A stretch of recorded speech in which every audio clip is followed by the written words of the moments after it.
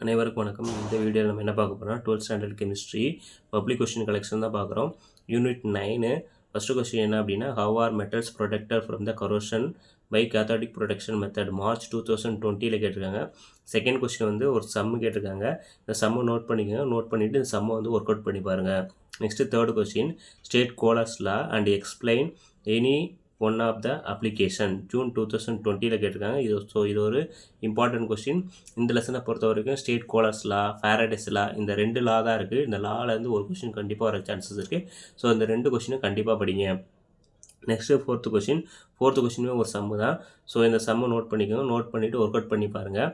So இந்த வீடியோவில் இருக்கக்கூடிய கொஸ்டின்ஸை அப்படியே ஸ்க்ரீன்ஷாட் எடுத்துகிட்டு ஸோ என்னெல்லாம் கொஸ்டின்ஸ் கேட்டிருக்காங்களோ அதை வந்து என்ன பண்ணுங்கள், ஒர்க் அவுட் பண்ணி பாருங்கள். எஸ்பெஷலி சம்மை வந்து என்ன பண்ணுங்கள், ஒர்க் அவுட் பண்ணி பாருங்கள். தியரி கொஸ்டின்ஸை படித்து ரைட் பண்ணி பாருங்கள். Next question number 5, derive an expression for the Nernst equation September 2020, May 2022, September 2022, June 2024.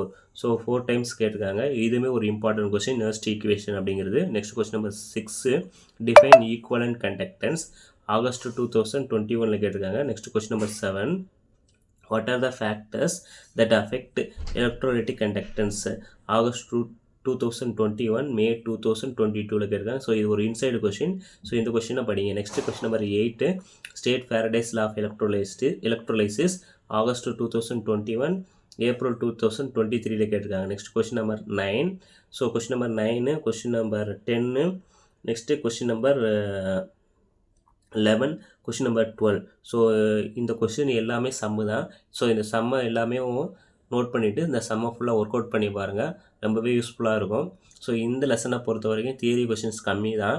ஏன்னா நமக்கு வந்து unit 6, unit 7, unit 8, unit 9 so இந்த 4 லெசன்ஸில் இருந்து சம்மு வந்து கேட்குறதுக்கு ரொம்ப சான்சஸ் இருக்குது. இந்த லெசனை பொறுத்த வரைக்கும் தியரி கொஸ்டின் பார்த்தீங்கன்னா லாஸ் 2 லா, ஃபேரடேஸ் லா, கோலர்ஸ் லா, இது ரொம்ப இம்பார்ட்டன்ட். அதுக்கப்புறம் பார்த்தீங்கன்னா நர்ஸ்ட் ஈக்குவேஷன், அது ரொம்ப இம்பார்ட்டன்ட்.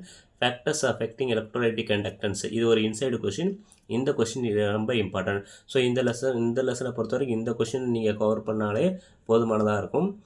ஆல்ரெடி நம்ம சொல்லியிருக்கோம், ஸ்லோ லேர்னர்ஸ் இந்த கொஸ்டின்ஸை மட்டும் படிங்க. டாப்பர்ஸ் வந்து அடிஷ்னலாக இந்த கொஸ்டினை படிச்சுட்டு அண்ட் ஆல்சோ என்ன பண்ணணும், புக் பேக்கையும் கவர் பண்ணி வச்சுக்கணும். நெக்ஸ்ட் வீடியோவில் யூனிட் 10 வந்து அப்லோட் பண்ணுறேன். தேங்க்யூ.